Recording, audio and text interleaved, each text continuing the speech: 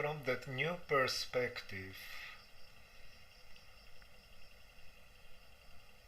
where we understand more what our me is and where it is located, its main center, many other things in our evolution, such as evolution in consciousness, become actually much more clear. Everything was already clear, and yet something was missing. Something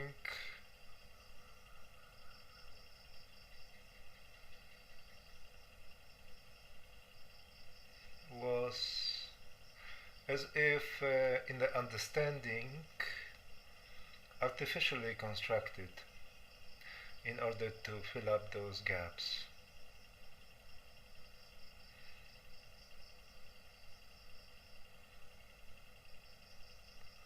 I know that some students will not notice it, but some do, some will.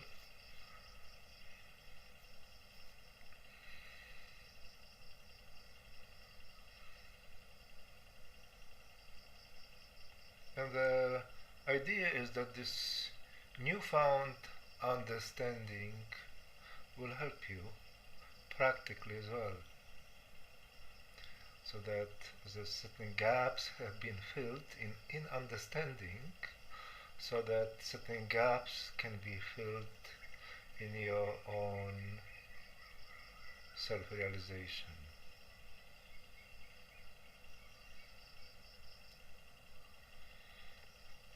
We know that the innate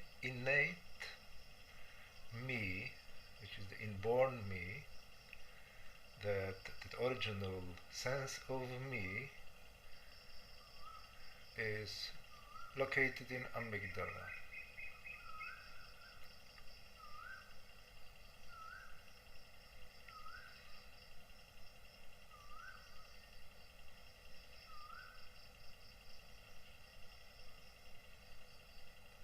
But it is not conscious.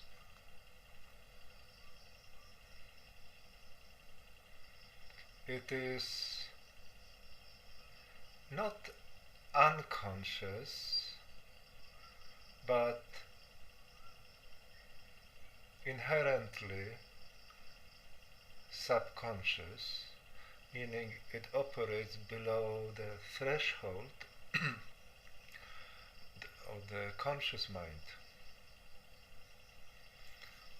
That's why people don't know how to recognize themselves, even though they know that they exist.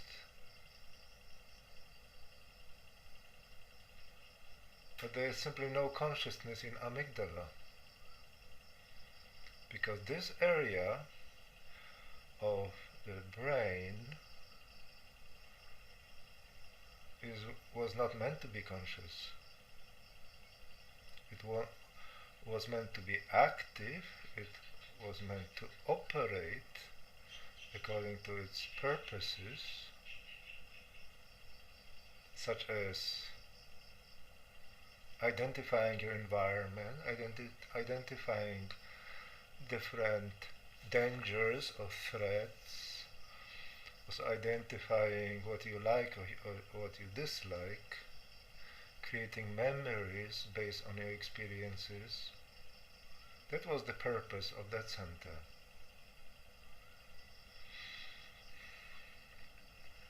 But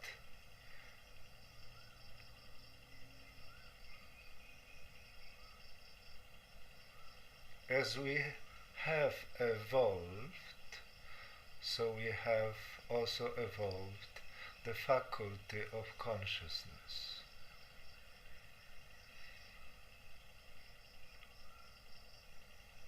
This is what makes us special human beings, that we are more conscious, much more conscious than any other creature on this planet.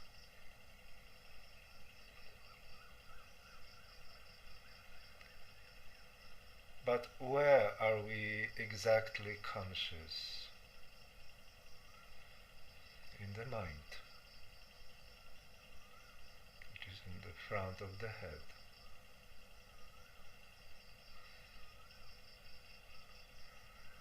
But there is no, at least initially, there is no identity there.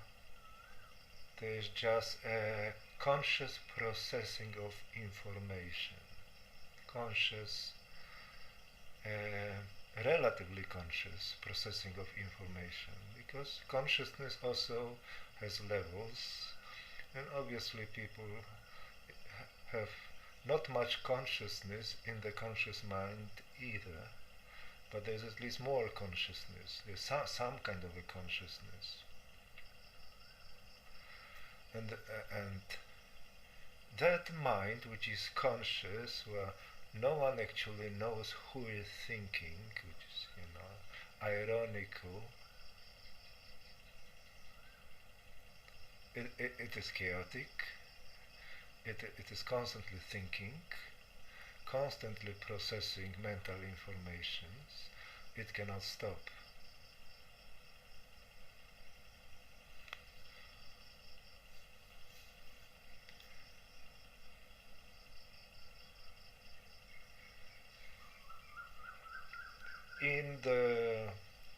As the evolution unfolds, human beings have a capacity to become conscious, properly conscious in the mind, as you know from our teaching, by creating the center of the thinker, or the center of the person.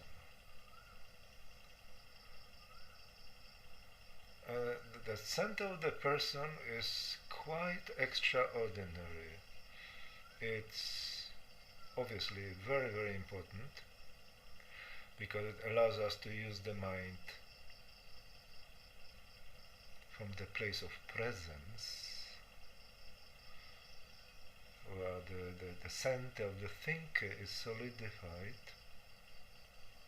So it allows us to think actually much more effectively, and also allows us to become more conscious of ourselves as a person.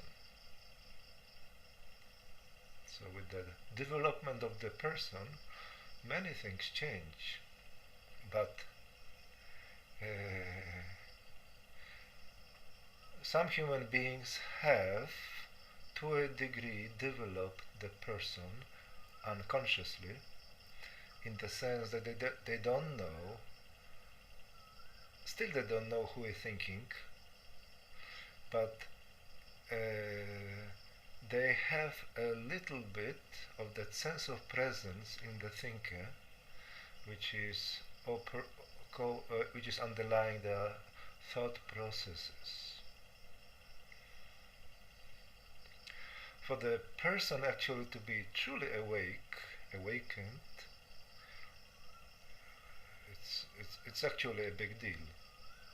We have been working in the teaching with that center a lot, and many of you have been struggling with that center to actually make that person conscious. Perhaps some of you still, the person is still a bit too weak. But so we have been doing it a lot and still experiencing difficulties, which means it is a big deal, awakening of the person. But now my purpose of this talk is different, is to see that process from a deeper place. What is the mind and what is the person?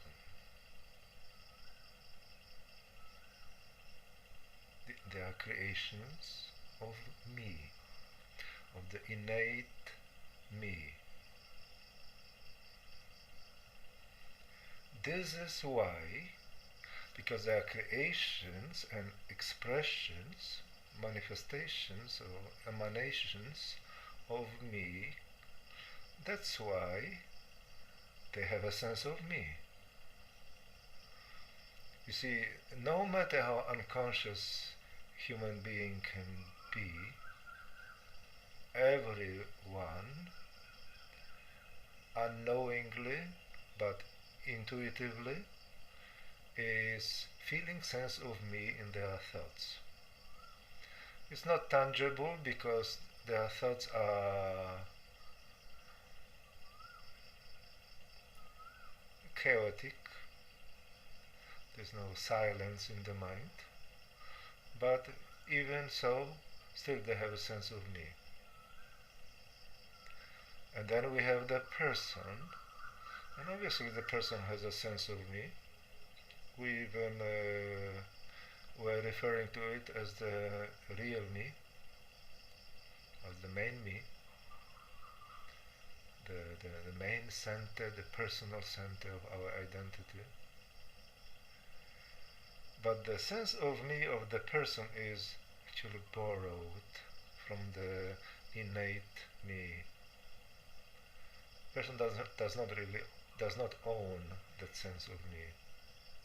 The person actually does not exist by himself. The person is me, experienced as the center of the thinker in the mind. I hope it makes sense, because it's important to understand it.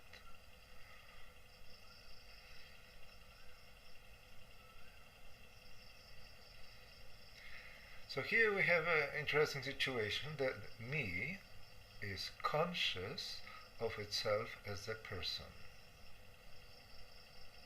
But me is still not conscious of itself as me, as the main center.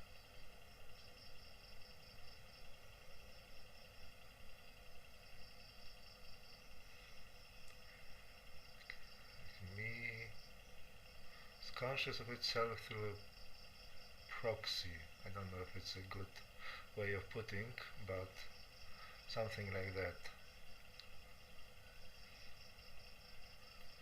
It's conscious of itself through its own extension in the mind.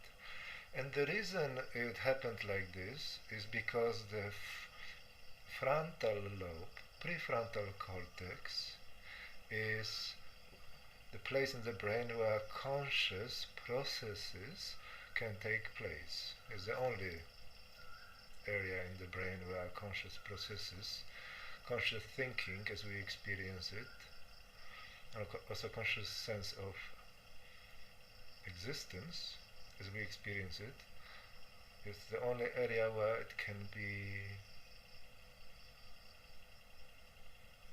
happen in our brain.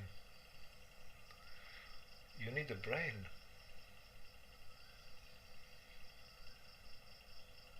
to be conscious. This is how it is designed in this reality, and brain has certain limitations. It itself has to develop different pathways. The brain was, as you know, for millions and millions of years was evolving.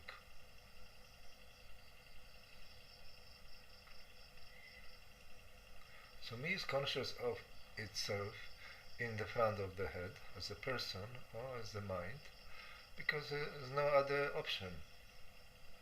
It can be conscious of itself only there, initially. Because the awareness of oneself that happens in the prefrontal cortex, it cannot extend itself, this neurological network from that region is not reaching into amygdala. So there is no bridge here. So it's not like that neurologically, that conscious, this awareness of oneself from the front can somehow, transfer itself into amygdala, and then we become conscious of the main center of me in amygdala.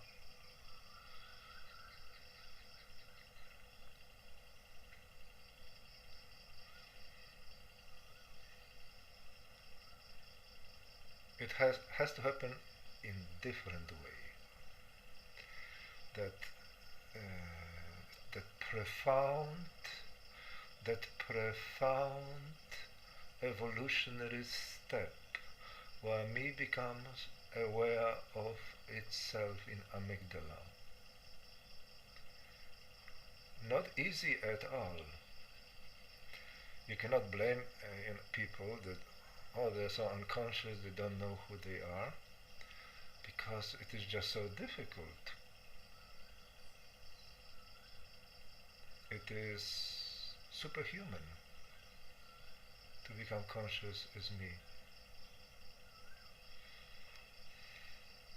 Like this reality is not designed for it. It's from another dimension of existence, not from the earth. Earthlings simply cannot be conscious of me.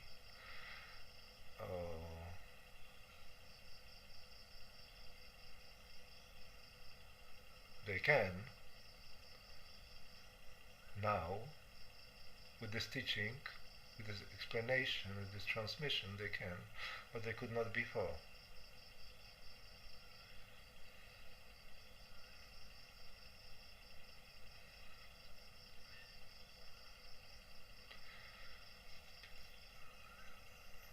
So when we spoke in the past about awakening of consciousness, you know what I used to call pure consciousness, or even state of presence, or recently emanation consciousness, is something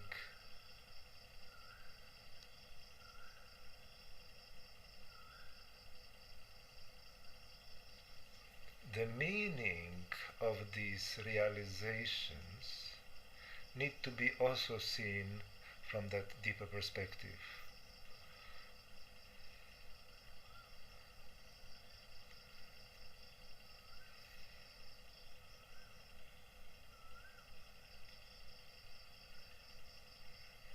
In a way, it is a miracle. In a way, it is a magic. In a way, it's beyond human control. Because if it does happen, it is astronomically, the chance for it is astronomically small, because it's in the way this reality is designed, it was not meant to happen. It was like not the priority of existence to enable this kind of transformation in consciousness. That's why it is. That's why it is so difficult, and that's why it is a miracle. And through this teaching, what we are trying to do, we are trying to master this miracle. So it's not something that happens just through mere grace, but something that we can actually achieve through the most skillful cooperation.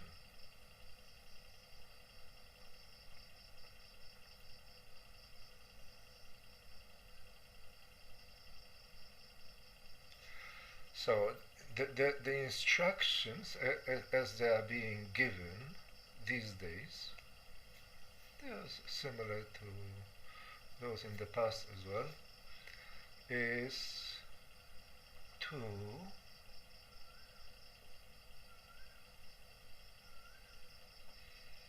move oneself towards the back of the head.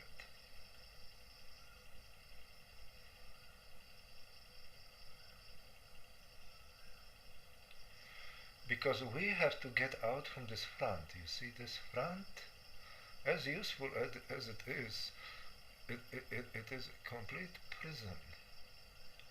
Prison of the mind for the soul.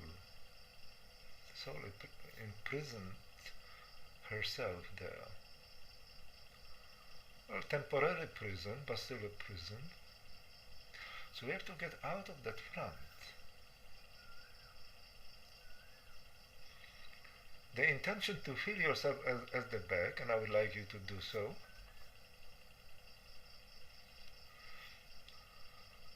it represents this effort to get out of the front.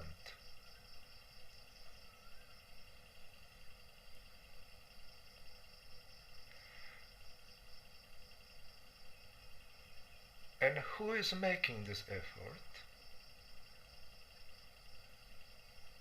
Me.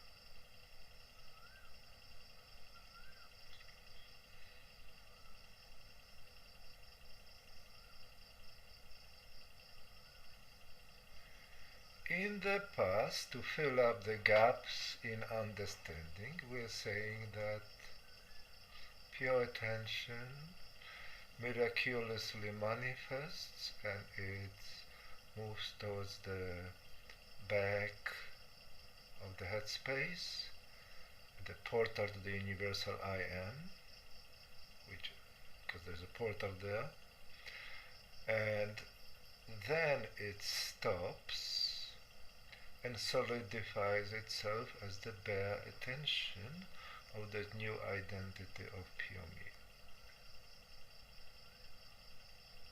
It's a workable model. It explains to a degree quite well what is happening there, but not sufficiently. And it's actually a bit complicating as well, the picture of that reality.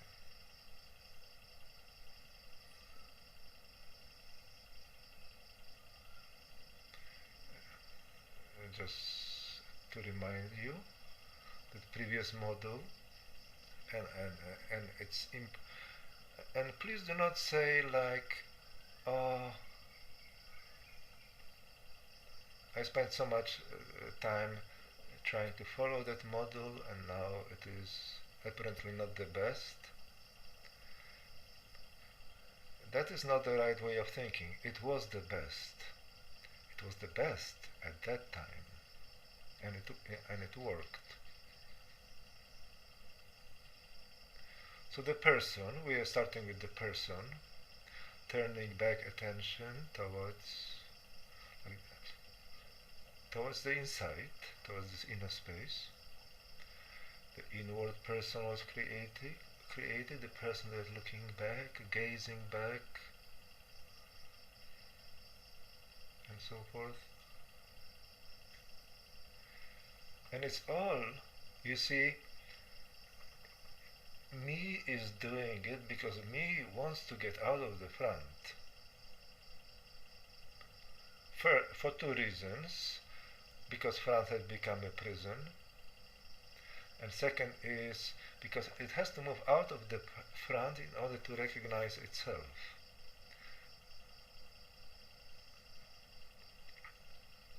So we have evolved in a certain direction, and now we have to change the direction of our evolution radically, like 180 degrees you have to change. This is what is happening. This is what is really happening there.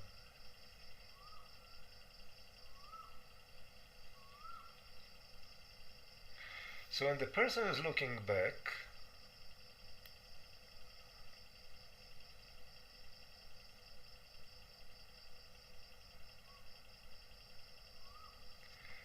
who is actually looking? Me is looking from the person back.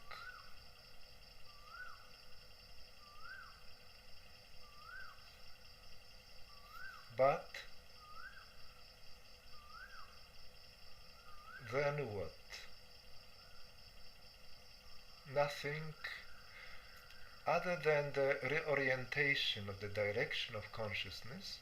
Nothing really happens of significance, because you still need this miracle.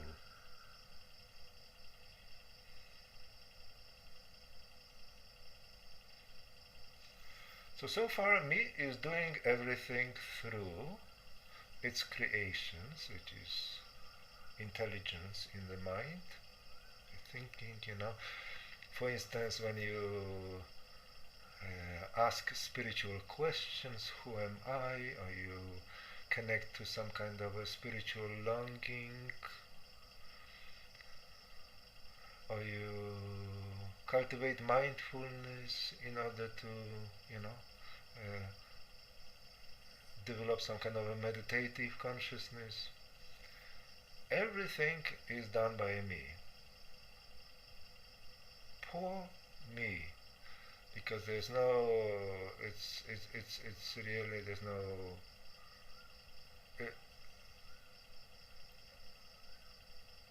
it's difficult to even express how difficult it is, and there's so much suffering, so much struggle, and so much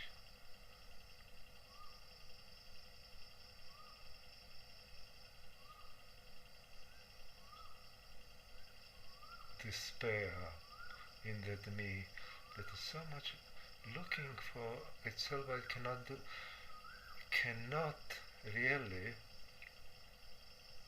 achieve its goal. So people are struggling all the time, all their lives, and nothing actually changes. And who is struggling? Me is struggling.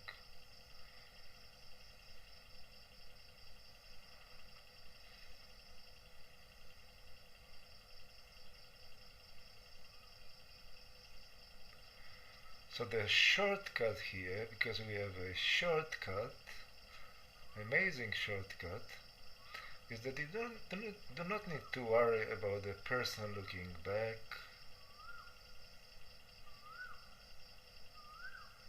You don't have to do any gymnastic of activating pure attention and so forth, creating bare attention.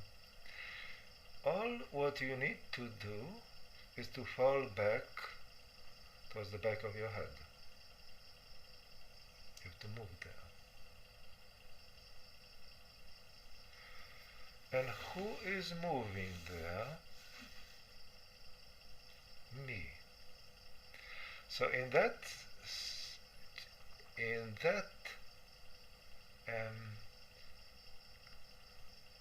practice,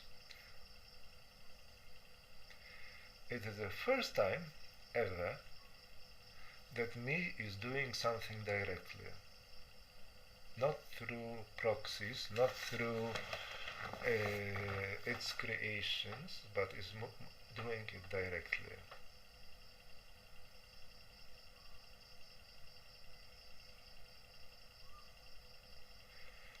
The concept of emanating intelligence is still applicable,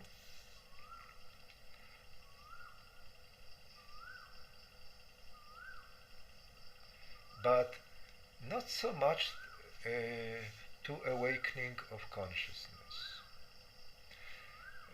That's why this term emanating consciousness might be no longer suitable. Because it's not, the previous model was that intelligence is emanating from the person back, and then it opens the space of consciousness, creating that field of consciousness, which we called emanation consciousness. But that is not the case. Obviously intelligence is there, but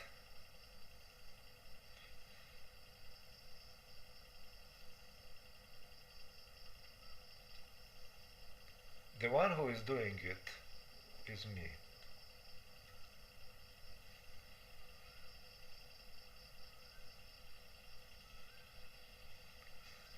So me is still not conscious of itself.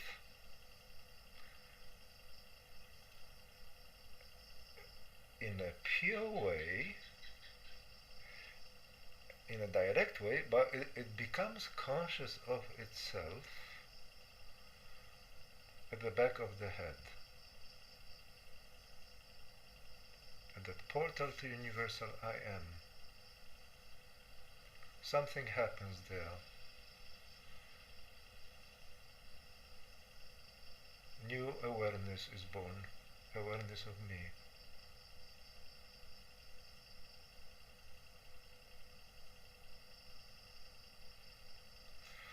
You could ask why me, if me can go to the back of the head, why it cannot go directly to amygdala, why it cannot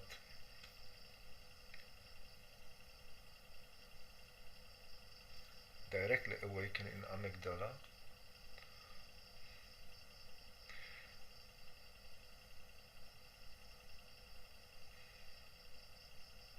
Because it's simply not sustainable.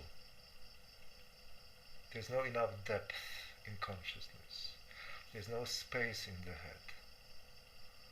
The head is actually completely blocked.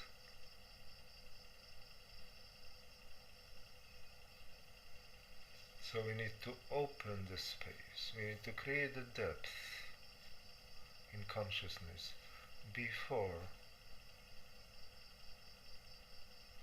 we can give birth to me.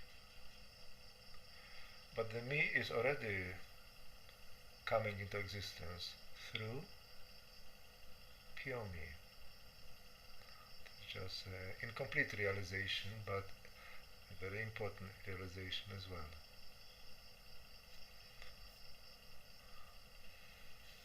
So I want you to be, before the next meditation, with eyes open, just at the back of your head, and feel your me.